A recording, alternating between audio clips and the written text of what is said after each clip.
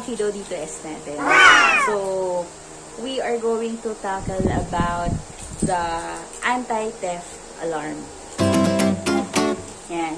So, unfortunately kasi, natapon ko na yung pinaka-box ng anti-theft alarm na bagong dating ng kahapon.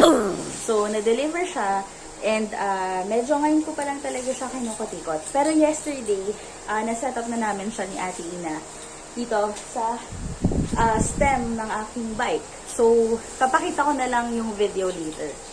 So, pangalawa ko na yon na anti-theft na gamit. Actually, yung first ko, hindi ko na siya na-vlog. So, eto yung papakita ko sa inyo. This is it. Para siyang padlock talaga siya actually. So, nilalagay siya sa gulong ng bisikleta. Buy one, take one to na nabili ko sa Shopee. Tapos, nagamit ko lang siya twice lang, to be honest. Simply kasi, parang ang hassle for me na medyo nagmamadali ako sa pinupuntahan kong lugar. Tapos, ang hassle mag-bend na mag-bend para lang mag-lock at mag-unlock nitong gamit nito. Tapos, hassle din naisip ko, masyadong maingay siya, kinda sensitive. So, pag umusog ng konti yung gulong, tumutunog na siya. The problem is, paano pag nasa taas ako, kailangan ko pang tumakbo pababa para lang i-unlock. Tapos, nakaka-disturbo na ako sa mga taong dumadaan. Siyempre, pag parking area, somehow, tas yung napupuntahan ko pa is matao, talagang masakit sa tenga, nakakahiya, at nakakastorbo. So, sabi ko, nope, di ko na muna siya gagamitin. Tapos, naisip ko, try kong maghanap ulit sa Shopee. At first kasi, sa totoo lang, may mga remote controls na ako na inaay. Pero ang mahal, abot kasi sila ng almost 1,000. Pangalawa, the reason why hindi ko rin yung tinuha kasi parang sabi ko, gusto ko ng alarm na nasa loob ako ng, let's say, groceries. Mararamdaman or malalaman na notify ako technically na, uy, may gumagalaw na ng bike ko pala. So far, wala pa ako nakikitang ganong klaseng anti-theft na build. So, somehow, naisip ko, okay, huwag na lang muna ako maghanap. Hindi ko naman lagi nagagamit outdoor yung bike at ipinapark. So, if I will do the biking, hindi naman ako umaalis talaga sa pwesto ko. Tsaka, ayun, tatlo-tatlo naman yung padlock ko.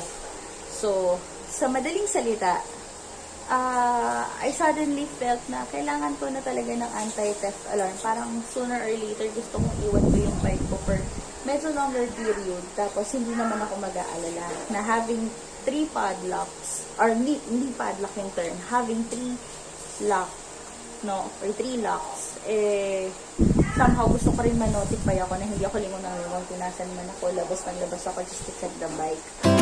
So, I got into this seller na nabasa ko ba randomly. So far ang gaganda ng reviews eh. Ipapakita ko later sa Shopee portal na lang. So, may screenshot naman na ako para at least if interested kayo, yun na yung pwede yung hanapin. Tapos, meron na rin akong sample video na ginagalaw ko yung bisikleta. Tapos, tumutunog naman siya. So, maririnig nyo kung ano yung klase ng alarma niya. So, 3 naman yun. Medyo masakit sa tenga. And, share ko na rin na actually, yung idea, I don't know if magagamit nyo to. Yung isang kagroup ko sa Fiido D2S, sabi niya, ba't di mo na lang ilagay sa bag just to check, kumbaga, sa chatroom niyo na usapan na malakas mo siya. Pangalawa, hindi siya siguro makukuha kagad, kumbaga, ng magnanakaw para hindi siya babasain or tatakpan para pwede nilang magalaw, kumbaga, yung bike na hindi nag-aalarma. Naisip ko, pwede naman yung thoughts na yun, pero hassle pa pag sa loob ng bag.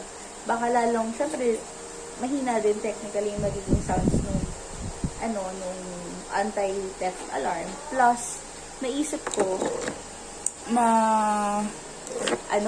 na depende na lang talaga sa lugar na pagpaparkan ko. If ako naman kasi yung tipo na hindi naman nagbabike to work, leisure lang yung use ko.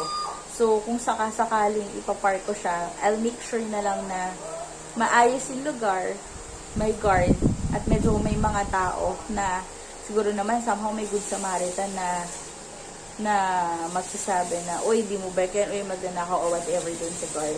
Alam mo yun? So, anyway, let's go straight to our objective of this video. So, ito yung manual. Even though natapon kasi yung pinaka-box, good thing, si Ate Ina, yung kasama namin sa bahay, hindi niya ito tinapon. So, pinag-aaralan ko siya.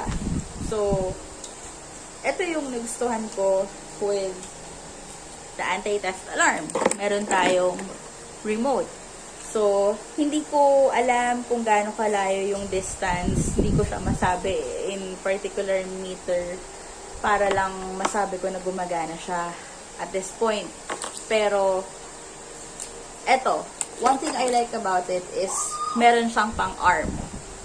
So, pag gusto mo nang i-on yung sensor para pag aalis ka, konting galaw sa bike like that or ganon, ayan, di siya tumunog, dunog mo.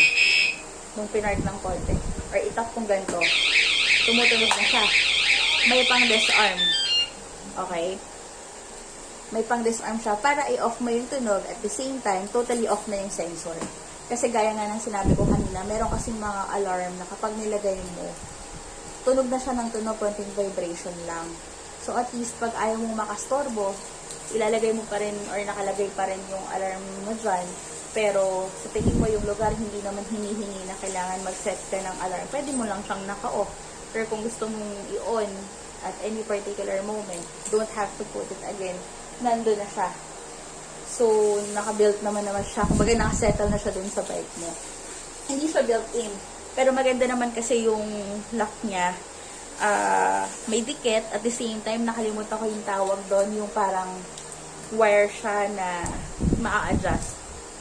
Hindi ko alam yung tawag eh. So, kasama na yun kapag binili mo. Depende na lang sa'yo kung ano pa yung idadagdag mong pang-protect dun sa anti-alarm mo para hindi siya madaling manakaw. Kaya sa medyo tagong part ko lang siya ng bag ko nilagay. So, kapag naman sinet on mo siya, makakaagaw siya ng pansin. Siguro naman yung magnanakaw medyo magda-doubt na nanakawin kasi aware na siya na nag-set ka na ng alarm para dun sa iyong bisikleta. Tapos, yung pangatlong buttons dito, pang-calibrate daw to eh. I think pang-set din siya ng ringtone, sabi sa manual. Pero, tingin ko parang aside sa calibration, sa sounds din siya eh. Ayun, tama, pang-ringtone nga talaga siya. Kanina kasi kahit anong click ko, hindi siya tumutunog eh. So, ibig sabihin hindi siya calibrated well kanina. Ayan yung mga sounds niya. Narinig niyo naman na, no? Okay. So, etong pang-apat, ito yung bell. I think, pang-notification din siya at the same time. Pag hinahanap mo rin yung bisikleta mo, agad, through yung tunog na lang, malalaman mo kung nasang spot siya. So, ayun. Yun lang naman so far yung gusto kong i-share tungkol sa anti-theft alarm. And, waterproof naman siya, I believe. Yun yung naalala ko, yun yung nagustuhan ko rin sa kanya. And, yung battery, hindi ko alam kung gaano katagal siya kapag ginamit mo. Pero, I think mapipreserve ko naman siya kasi hindi naman siya lagi naka-on. Also, hindi ko rin alam kung anong klaseng battery niya, pero baka yung mga bilog lang yun na maliliit. Hindi naman siya yung mga AAA and AA batteries. Sana matagal lang yung kanyang battery para hindi tayo palit ng palit. Tapos kasama na rin pala doon is yung sa packaging yung screw. So nagkaroon ako ng instant screw negative sa aking bago na nilagay. Para kung sakaling bubuksan mo yung pinaka anti-theft alarm pag na-lowbat na at papalitan mo siya ng battery, meron ka ng gamit. Yun. So, thank you for watching. Insert ko na lang yung another video ko kung saan kumbaga, yung kanina ginawa kong testing. Ayan, kumbaga, proof talaga na sensitive naman yung anti-theft alarm. Actually, kahit vibration nga lang daw. So, sana makatulong yung anti-theft alarm na yun big time para sa mga medyo nagtatangka sa ating bikes, especially e-bikes, dahil mahilig sa mata yung e-bikes, lalo na ang Fiido D2S, kung ilang beses ko na rin talaga yun napatunayan. So, kindly wait for my next vlog. I'm rooting na makapag-vlog ako ng aking nabiling medyo mura na camera for vlog, for road trips. And at the same time, inaantay ko rin dumating yung aking signal light, no? Second part. Kasi meron ako na post yung Milan. That's the first part. Pero, i-note ko na lang doon sa next video ko kapag andun na yung aking signal light kung bakit napalitan ko siya. Okay? Maraming salamat po sa inyo, sa panonood. Please don't forget to like, to subscribe, and kindly share yung aking channel. Tulungan niyo po ako na mag-grow po ito. Thank you! Bye-bye!